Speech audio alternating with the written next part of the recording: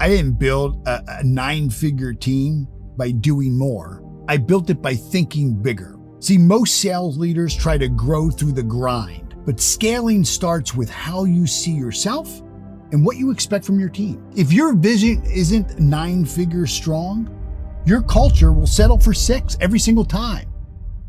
See, if there's chaos in your team, it started in your calendar. It started in your standards.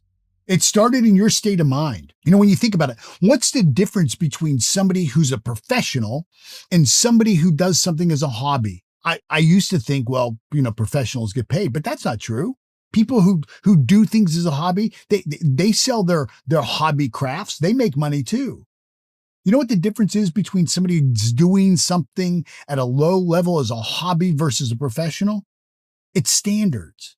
And your team will never outperform your own internal alignment of what those standards are and what your expectations are. I didn't start growing until I stopped trying to be impressive.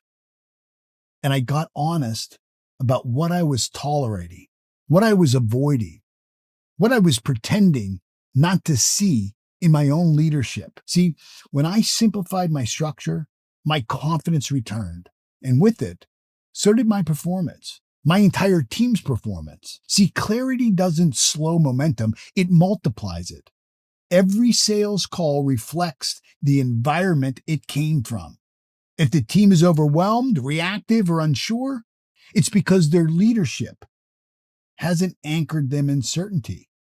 You can't scale on top of chaos because you'll make 2 steps forward and then you'll have to come back and fix something and then 2 steps forward and come back. You have to organize your world first. It starts with you. And only then can you install systems that others can follow. There was a season where I was hitting numbers, but I was exhausted. Everything had to run through me, every decision, every call, every adjustment. And one day a team member said, Paul, I'm not even sure what I'm supposed to be doing anymore because everything has to go through you. I'm going to tell you that stopped me cold. I shut down a dozen urgent projects that week, and I rebuilt the foundation of how I was leading my team. And I'm going to tell you what, that decision changed everything because it gave us clarity. Just a couple of short years later, I challenged my team to think really big and to set a goal to double our sales from the previous year, to go from 10 million to 20 million. Now look, there were all kinds of reasons why we wouldn't be able to hit the 20 million. First off, I was having the conversation in April, so they didn't have a year. And so their first objection was, geez, it's already April. We only have 8 months. And I said, well, then it won't take you so long. You can do it quicker. Well, we've already, we've killed ourselves to hit the 10 million. I'm not suggesting that you're going to do it the same way. And what we started to do is ask this one question. What do we want? What do we want? Is that it? Is 10 million a year? Is that it? Is that what we all want? If everybody on this team right now got paid the same amount of money next year, you happy with that? You good with that? If everybody on this team had the same level of impact and influence on other people, you good with that? You happy with that? Not one hand said, oh yeah, raised up. I'm happy with that. No, every single person wanted to grow. That's the spiritual essence of who we are. As spiritual beings, we're always seeking fuller expression and fuller expansion. But our mindset is a default back to what we can't do. And so we spent the entire day thinking of ways that we could. All kinds of reasons why we shouldn't be able to do it. But what are ways that we could? If it were possible, what would we do? And one of the biggest gaps we saw was in selling the spouse. We were selling a certification program for leadership. And so the husband or wife was coming in to get us certified in leadership. And we would say, why would you ever want to grow alone? Why would you want to grow alone? You should bring your wife, or you should bring your, oh, well, she's not in the business. She doesn't need to be in the business. You need her support. You need her being able to be with you and have the conversations with you and have the same level of understanding and feel the weight of the responsibility you have. At the end of the year, we had hit the 20 million. See, the problem isn't that your team lacks skills. It's that your leadership has allowed inconsistency and a lowering of standards to become normal. And I'm telling you, whatever you normalize, that becomes your culture. People say, well, how do you create culture? Normalize things. I stopped coaching sales tactics and started coaching how we think about selling. We didn't talk once about the script. We didn't change our script. See, what it means is to hold a space about how do we define value? What are we considering about achieving goals that really mean something to us?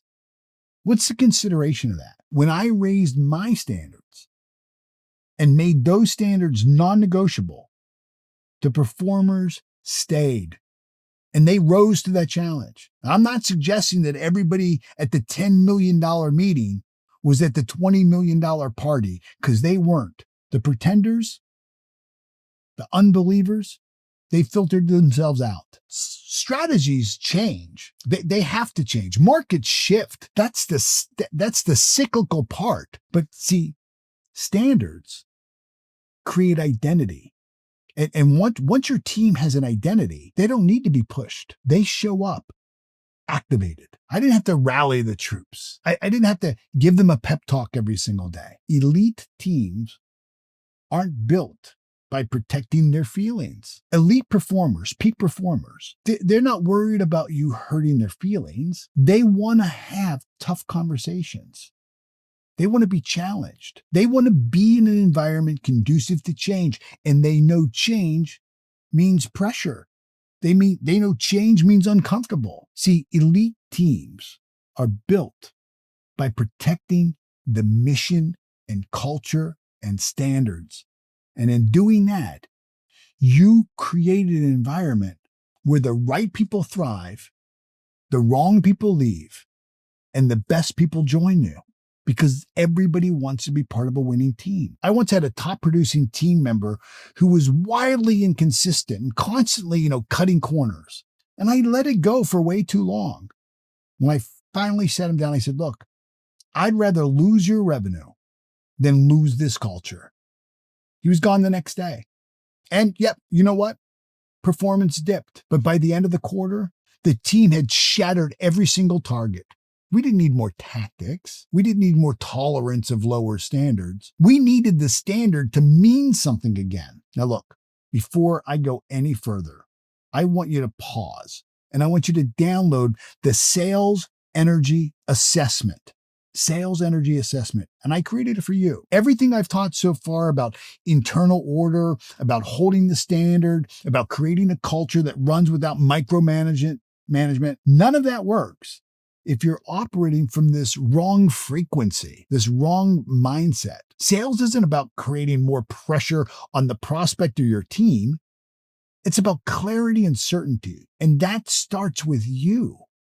Not just how you feel on any given day, but the subconscious frequency that you broadcast, the energy signature that you send out to your team and to your clients. If your internal energy is rooted in fear or scarcity, chaos and confusion, I'm going to tell you, that is going to sabotage your leadership. Look, even if you're saying all the right things, and this assessment that you can download right now will diagnose exactly where your sales energy is misaligned, where you're leaking energy. It takes, 5 minutes to complete, but it gives you a blueprint for energetic congruence, the kind that multiplies your influence and removes resistance from your team. If you're really serious about building a team that performs at a super high level, at peak performance, you've got to get your hands on this internal alignment right now. This tool will help you do that. The link is right below this video, right there in the description. Just download it now and then come right back, because we're just getting started. See, I didn't scale by hiring better people. What we did is we scaled by giving average people better systems and a better structure and better standards. Because when you have better systems and structures and standards, it will outperform talent when it's built correctly. See, I removed decision fatigue by locking in daily rhythms and clear expectations. See, when everyone knows what to do, when to do it, why we're doing it, your leadership responsibility, the burden of leadership becomes lighter and the outcomes become more effective. See, I stopped reinventing the wheel with every new season, with every new idea I had. Instead, we built operational rhythm that aligned everyone around the exact same outcomes, the same language, the same cadence. Our team truly did become one. Structure didn't limit creativity, it unleashed it. People think, oh, well, people resist change. No, people do not resist change. People resist being changed. Structure doesn't change people. It creates environments for change. See, once the roles were known and the expectations were clear and set and the standard were set, people had room to play and perform and to win. If you're constantly adjusting, if you're reacting, you're firefighting, and you don't have a performance problem. You have a structure problem, and that sucks the energy out of your team. If your team is second guessing before every call about what's going to happen after this deal, if the terms of the deals have changed, if they're really going to be supported through it, if they have the authority to make a judgment call on price or delivery or bonus, that makes all the difference in the world. What I found is any top performing salesperson wants what I call the 3 C's: care, custody, and control. They want care, custody, and control of that conversation, of that relationship, and of that outcome. And the best leaders aren't the loudest ones shouting. They're the ones that are most congruent with what they teach. They're the ones that create the standards for somebody to have care, custody, and control. See, you cannot burden your sales team with the responsibility to get to some number and no authority to get there. I built trust by being the same man in private that I was in front of that room. I stopped rescuing and started holding space for people to show up and be better. And when someone struggled, I didn't jump in. I held the standard, and I either let them rise to it or leave. That's how you develop real peak performers, not dependents. I made a decision to stop giving more effort than the people I was leading. See, if I was outworking everyone, I wasn't leading. I was enabling them. That was hard to admit, but that changed everything. I used to think that leadership meant that I had to work harder than them. No. I had to see further than them. I had to think bigger than them. I had to be relentless and ruthless in holding the standard. That's what I needed to be doing. See, your leadership energy sets the ceiling for the room. It sets the governor through which they will rise or fall. If you're frazzled, if you're inconsistent, if you're overbearing and involved in everything or unclear, your team inherits that. And then you wonder why they can't close. See, I stopped leading from urgency and started leading from alignment. When you build from a calm center, people feel safe to stretch. They feel safe to take a risk. They feel safe to try something different without the fear of punishment. Here's what I know, is that you and I, people, will never outperform our own self-concept. And your team members won't either. What do I mean by self-concept? I mean our own self-image and our own self-esteem. Self-image is the image that I see of myself and what I believe you see in me. Self-esteem is my personal self-regard, how I value me and how I teach the world to value me. The two combined become my self-concept, my identity. If they don't see themselves as someone who closes big deals, if my team didn't see themselves as a team that could close $20 million, guess what? They won't. And all the training in the world, I don't care what you do, won't fix that. You could send them to anybody's training and it won't work. See, your sales team already knows how to close. They're just not doing what they know. That's the biggest gap in salespeople. The biggest gap in performance isn't what they know. It's them applying what they know. The knowing doing gap. Why'd you do that? I don't know. You know better. I know. Why didn't you do it? I don't know. But you know better, I know. But you went through the training, I know. You passed the training, I know. You've got the script, I know. Why didn't you do it? I don't know. But you know better, I know. You want more, I know. Then why are you doing it? I don't know. Ever hear the I don't know? See, we rewired how our team thought about themselves and about selling, not as something to do, but as something that they were. When sales became an identity, when what they were selling became something as a value that they brought to the world, it stopped being stressful and just started being natural. They saw themselves as problem solvers. I taught them to detach from the outcome and to stay anchored in the value. And the moment you stop needing the sale, you start serving at a level that actually moves people to act. See, most companies onboard skills. Instead, what I did was I installed belief.